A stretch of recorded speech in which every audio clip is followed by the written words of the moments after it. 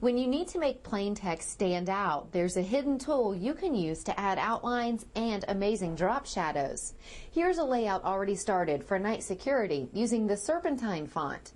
When you click on the text, you'll see this tiny little drop box that says Edit Text. And when you click on this down arrow, you'll see the options to edit outline and edit shadow. Now, it would probably make a little more sense if this said add an outline or add a shadow, because there's not an outline or shadow to edit just yet. But this is where you go to add outlines and drop shadows to your lettering. Let's start by double-clicking Edit Outline to add an outline, and then you'll see two options. You can start with either a thin outline or a thick outline, depending on your initial preference. No matter which option you choose, though, you'll be able to fine-tune the thickness of the outline using the slider bar. Once you click on Edit Outline, choose the color. For this example, we'll start with black. This slider bar allows you to adjust the thickness of the outline until you get the look and feel you want. When you play around with this slider control, the outline can actually get too thick.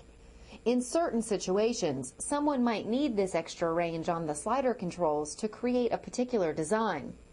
Let's start in a range that's a bit more traditional. With the outline thickness shown here, you can see the subtle differences when you toggle between the sharp, round, and bevel types of outlines. I want to play off the sharp corners of this particular font, so I'm going to stay with the sharp outline option and take down the thickness a couple of notches. Now to add a drop shadow, just click on the text, click on this drop down arrow, and double click on Edit Shadow. You'll see an example of 3 different kinds of shadows you can start with. No matter which type of shadow you start with, though, the slider controls will give you unlimited flexibility to get the exact look you want. We'll just start with the hard shadow and show you how these 4 different slider controls work together. The top slider bar controls opacity. If you slide the control from right to left, the black outline starts to become transparent in increments. The more transparent the black becomes, the more gray it looks. In fact, you can make the black completely transparent and disappear by sliding the control all the way to the left. As you can see, changing the opacity level of the black has quite an impact on the look and feel of the overall design. The next slider bar controls the angle of the drop shadow. If this were an actual 3-dimensional letter on a wall outside, the angle of the shadow would depend on the angle of the sun. In this example, the shadow indicates the light source is up and to the left. If you wanted to simulate that the light source was down and to the right, you would change the angle so the shadow looked something like this. To give the shadow a more natural look, you can soften the sharp edge of the shadow by using the blur slider control. The 4th slider bar lets you control the distance and depth of the drop shadow.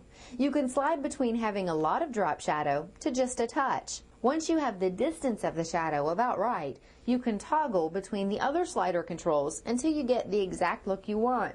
If you ever want to remove the outline or drop shadow, just slide the controls all the way to the left and they'll disappear. To go back and edit the text, just click on this little drop-down box again and double-click on Edit Text. Since night security patrols at night, they wanted a darker look to the lettering, so I'm changing the red to gray and using this bottom slider control to get the shade just right.